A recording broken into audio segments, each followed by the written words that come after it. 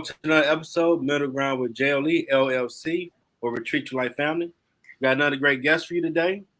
We have the owner, CEO of Better Detroit Brownies, Ruben Lee Gordon. Welcome to the show, sir.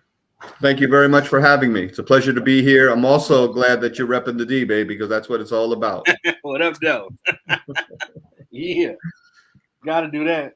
Yes, all sir. Right. Ask a few questions about you. I'm about to get it going. All First right. question, what led you to this path?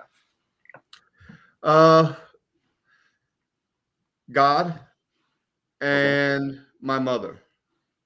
And I'm going to take two different forks in the path, if you will. Okay. Take your time. Age of 3 or 4, I was typically the boy giving out Thanksgiving dinners to the homeless in Harlem, New York, or Brooklyn, New York, where I'm from. Okay. And early, about 25 years ago, God told me that he needed me to be a musical bus. And at the time, I didn't understand what he was asking of me. Mm-hmm. Many of us read the signs, fewer of us heed the signs. And so it took me a little while to figure out what God was asking of me. But after a few months, I realized what a musical bus meant. And Jeffrey, it meant that he wanted me to be a vehicle and an instrument to help more of our children succeed in school and thrive in life. Okay. At the time, I owned a very successful marketing company north of Detroit. Had 215 small business clients, but I have always been more about progress than profit. Okay. And in many ways, if you fast forward to today, the Brownie Company epitomizes the fact that we are making money, but we're taking that money and we're forwarding it to wonderful community and youth causes. Well, that's awesome. It is awesome. And I'm so grateful for all the great that's going on. And the more you count your blessings, Jeffrey, I promise you, the more blessings you can count. I will keep doing that, sir. Yeah, all right, all right. Now, what is the Better Detroit Brownie company name and everything that it does? So the Better Detroit Brownie Company is an offshoot of our nonprofit, volunteer-driven youth serving coalition called the Better Detroit Youth Movement. When we talk about Detroit, Jeffrey, too often we are speaking of scarcity rather than abundance. True. And I know better. I know better through my work with the Better Detroit Youth Movement as a co-founder and a co-director. Mm-hmm. I have had the honor of hosting scholarship fairs at Cobo Hall when it was still Cobo Hall for years. We awarded more than $150 million to high school students, not just in Detroit, but throughout the Midwest. Mm-hmm. We have hosted job fairs at Burt's Warehouse in Easter Market. I'm sure you're familiar with that. Oh, yeah, I've been there. Nice area. Okay. We have hosted healthy youth resource fairs at Don Bosco Hall. We have hosted Live in Peace art parties at Wayne State University. We have spearheaded the Million Father March, which is an initiative that encourages fathers to be more involved in the educational lives of their children. So we've done a lot of important work. We've gotten proclamations from Detroit City Council numerous times. But one of the things that I try to focus on is it's not just about our youth group, but it's about the amazing, wonderful, inspiring adults who are out there every day engaging and enriching our children in some way. Okay. And I believe in the beauty, the power, and the value of collaboration. So our coalition has worked with hundreds, if not thousands, of amazing youth serving individuals, amazing youth serving organizations throughout the years. Mm-hmm. And it prompted me to put together a Google map of more than 326 youth resources. Oh, wow. If you go to DetroitYouthResources.org, that map is still in existence today. And this was my way of not just celebrating all the wonderful adults who are lifting kids every day, but also my way of connecting children and families to these valuable, powerful resources. Okay. I'm definitely gonna put all that when I make up the show and I market it. I'm gonna put all these sites under it so people. Okay, beautiful. I appreciate you. Uh-huh. So when I developed the map, I originally had 326 resources on it, as I just mentioned. I realize, however, and my work is primarily with teenagers. I've mentored hundreds, if not thousands, of high school students throughout the past 15 years. The reason I focus on teens is one bad decision or one wrong choice is often their last. That is true. Okay. So we are trying to be that intervention. In fact, we did some work with the 36 district Wayne County court system as an intervention for first-time alcohol and substance abuse offenders. So they have a chance to turn around rather than fall down and become a product in the system, if you will, right? So working with teenagers, I found most of them want something better. Yeah. However, it's often difficult for them to determine where to go to grow. And that was another impetus to develop the map. I went to a major foundation, said we want to turn this map into a mobile app because a lot of teenagers may not have internet at home. They may not have a PC on the desk at home. They may not even have a laptop in a backpack, but I guarantee you, they got one of these stupid devices. You call it a smartphone. I call it a stupid device. So I went to a major foundation and said, listen, let's turn this map into a mobile app. It would also help to let young people who have the app know about the resources in close proximity to them using geofencing, right? Because public transit is often a challenge when you look at Detroit. So, you could have a high school student or teenager walking by, biking by, busing by, driving by resources that are within arm's length of him or her, but they don't know that they exist. And so to me, the mobile app map made a lot of sense. However, the foundation declined to move forward with our request and help us develop the mobile app. And that's fine. You got to keep it moving. All the time. One of the young men on my youth advisory board said, Mr. Gordon, those brownies that you bake with your daughter, Jaja, and you bring to our youth events, we are going to help you bake them. We are going to sell them, and we're going to have our own Golden Girl Scout cookie. Okay. Awesome. At first, I looked at Javante like he was mixed nuts. But because sometimes we react impulsively, emotionally. Yeah. Rather than rationally or analytically. But I thought about it, and I thought about some of the benefits of working with young people to start a company. Many young people like the lemonade stand. Wouldn't you agree, Jeffrey? Yeah, you still see them out here. There you go. In fact, I saw one the other day. Gave them $1, didn't drink the lemonade, too much sugar. All right. Anyway, when you're talking about most children and teens today, it comes down to 5 things: music, sports, video games, fashion, or making money. And the thumb is the fat one. Because you're not going to a basketball camp or buying Air Jordans with no cash.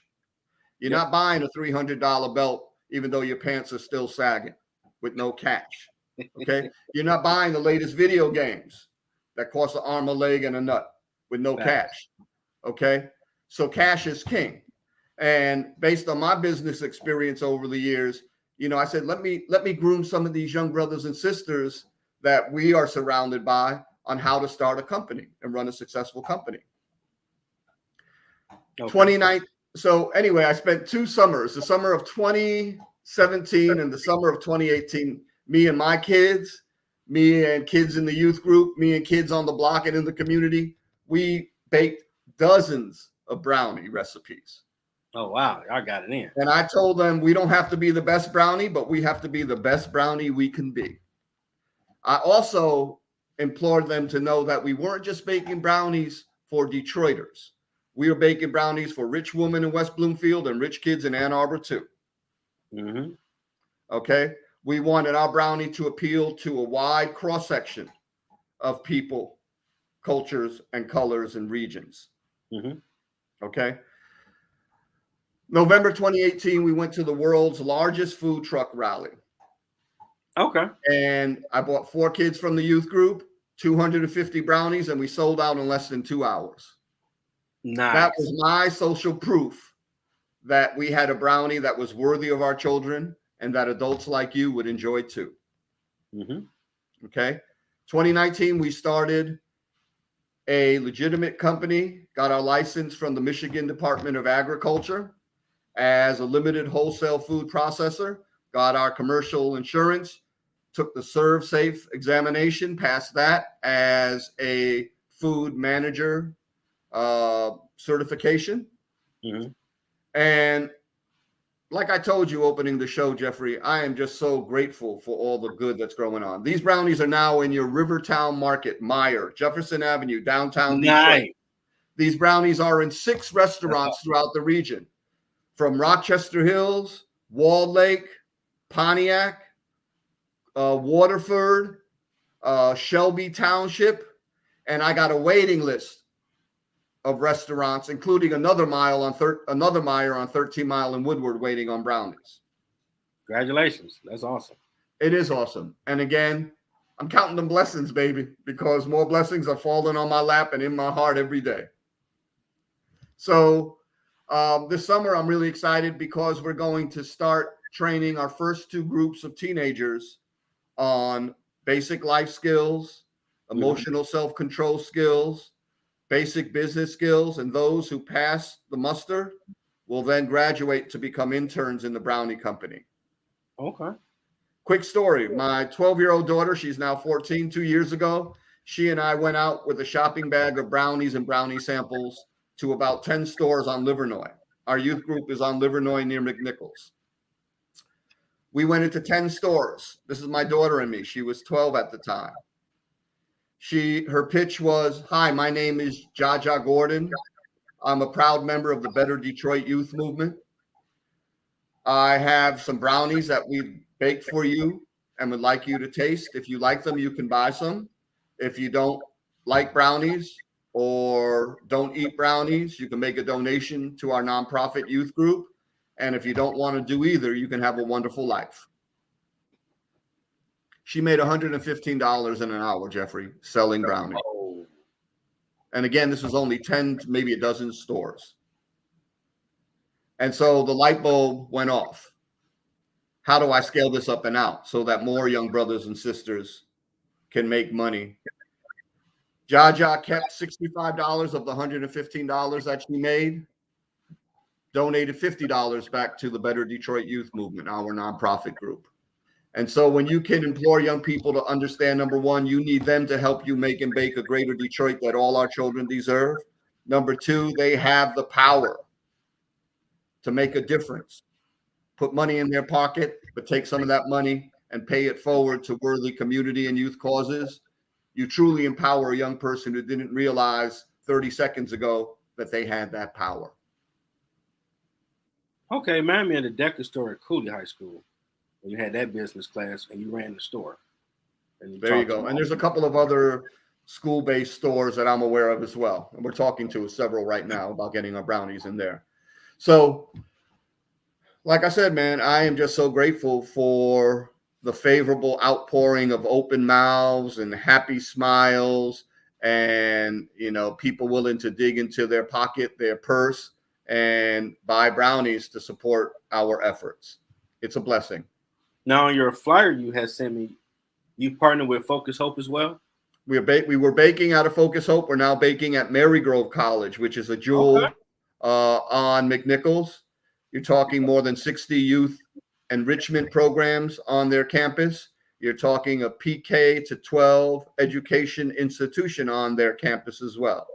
So we're very grateful to be sharing the kitchen with Chef Phil and the amazing folks over at Marygrove. Okay. And well, you kind of cover what the impact has been people like the product and the company's growing. Our challenge is scaling production. I have a waiting list of restaurants right now that want to carry the brownies, but I can only bake so much so fast for so many. You know what I mean?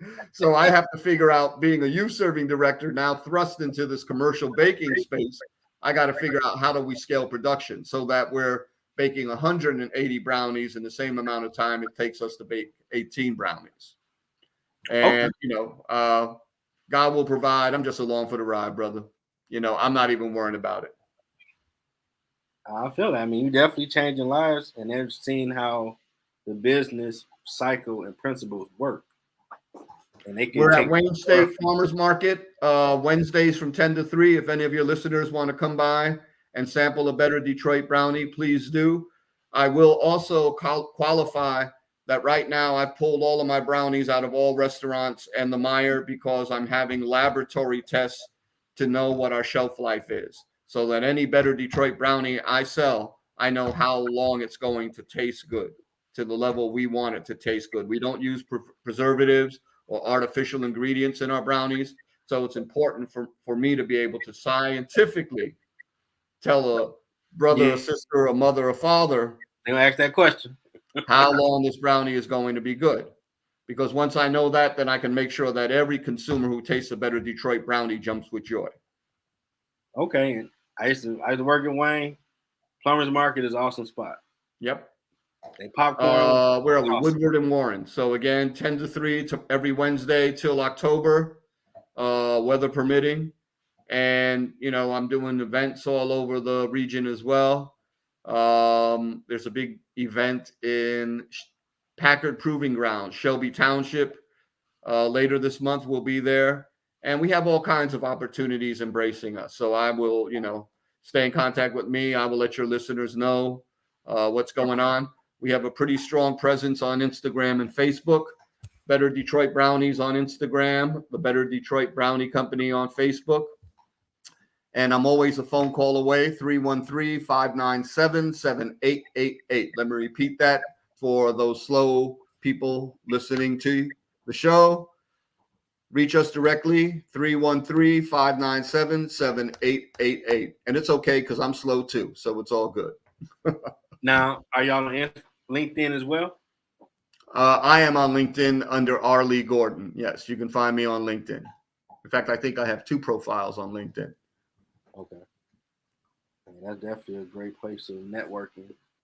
Yep, we've gotten some love from LinkedIn, and the reality is that I call social media a necessary evil. Again, I'm not too excited about these things because I got teenagers telling me their phone is their best friend.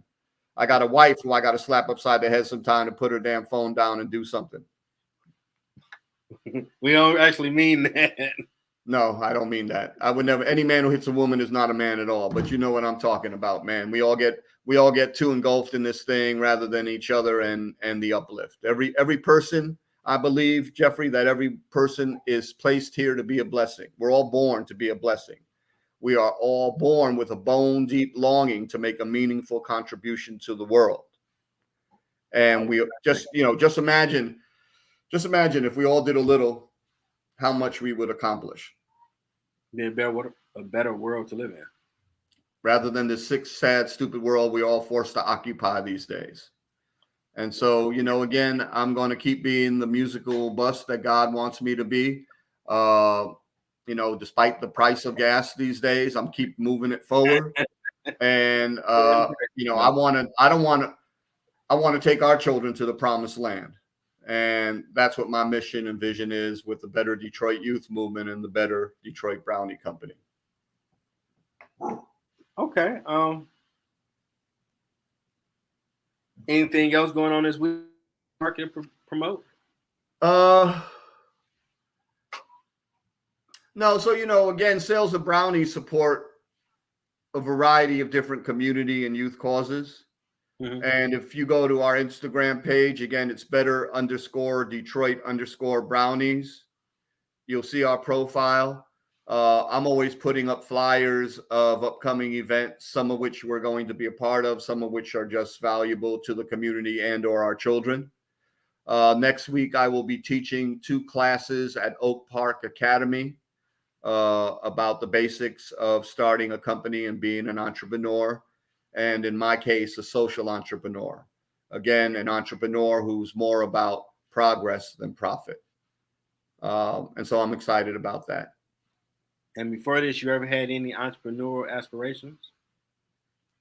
I was selling bricks at the age of 6, dude, back in Brooklyn, New York. Okay. I've always been hustler. I've always known, I've always been on the grind, man. And I'm grateful for the grind. It's not always easy, but when you can be grateful for the grind becomes less of a grind. You know what I mean? Definitely. Yes, sir. Okay. Last question I ask everybody. What advice do you have for someone trying to find their purpose? Match their purpose with a passion. It would be my first bit of advice. Be passionate about what you do. I don't care whether you're shining shoes or building skyscrapers. Bring your passion to whatever you do. Because imagine how good you're going to feel when you can cash in on your passion. Right? True. And that's why, I implore young people again to understand that they have the ability to make good money. And we're going to run 2 pilot programs this summer. But more importantly, I make them understand that they are here for a purpose. They are here to be a blessing. They are here to give back to less fortunate and to others. And again, I have seen how excited young people get when they realize that they have the power to bless others.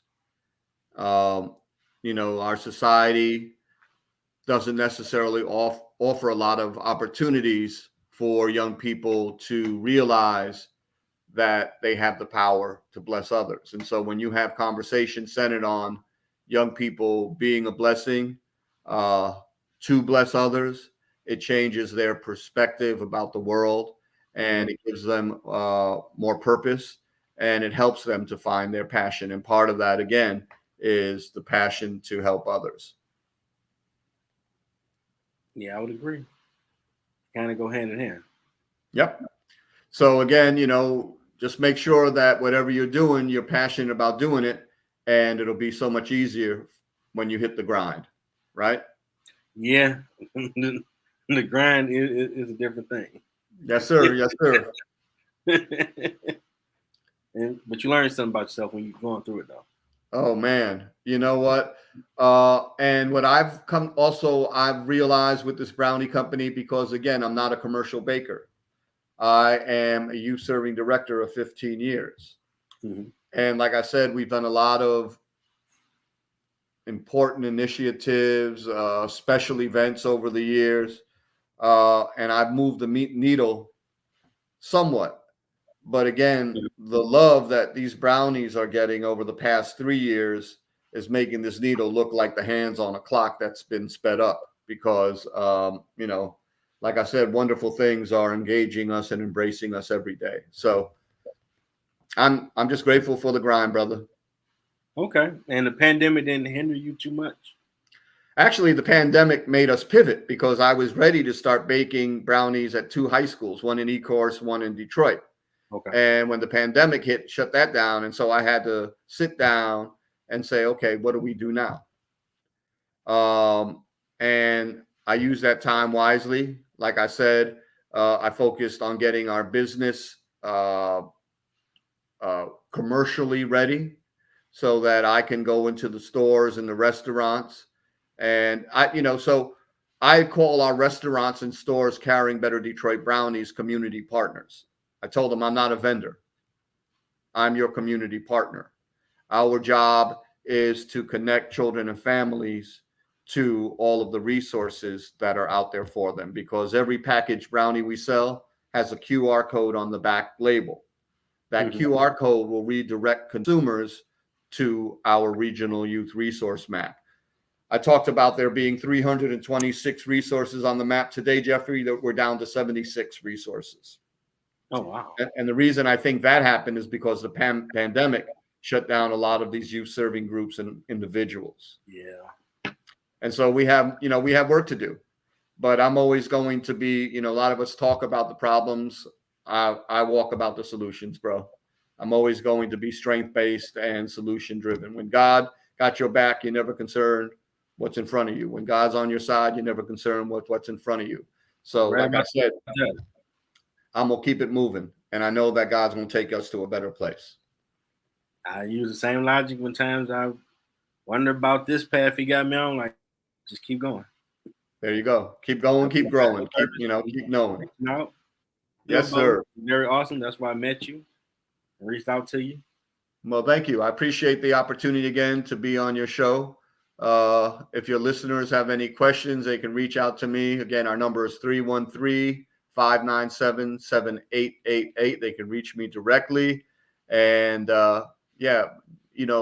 when you taste the Better Detroit Brownie, you're going to smile, because you will know that this brownie not only tastes good, but it does as good as it tastes. And that's what it's all about for my space.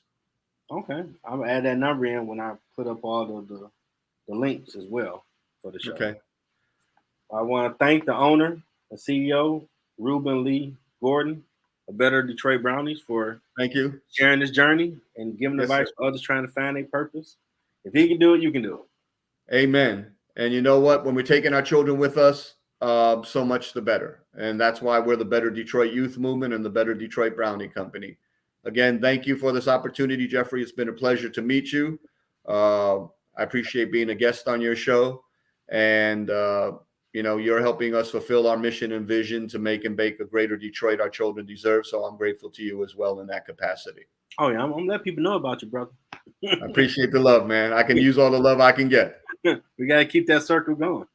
That's right. And you're only as good as your circle. So I'm glad that you're in it. Appreciate that. Till next time, everybody. Thank you.